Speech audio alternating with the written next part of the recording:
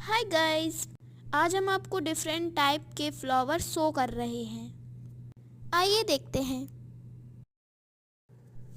Wow, ये कितने अच्छे फ्लावर्स हैं। वाओ, ये तो पिछली वाली से भी बहुत सुंदर है। Oh my God. अरे, ये फिर से आ गया रेड फ्लावर। वाओ, कितना सुंदर फ्लावर है। Yellow is the best. ओहो, ये कितना अच्छा फ्लावर है। इसका तो नाम मुझे पता ही नहीं। अगर आपको पता हो तो कमेंट में ज़रूर से बताना। अरे, ये तो बार बार आके रह गया है। Wow, pink flower, this tulip. Wow, कितने सुंदर लग रहे हैं। ओ माय गॉड, लोटस, हमारा राष्ट्रीय पुष्प।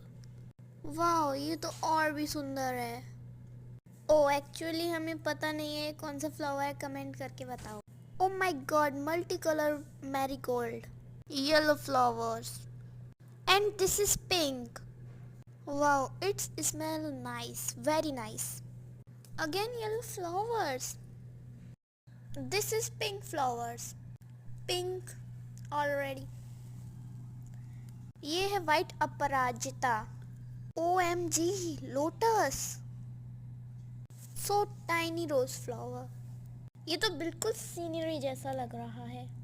OMG, yellow rose. Please guys, subscribe my channel. This is pink. Like, comment and share. Bye bye.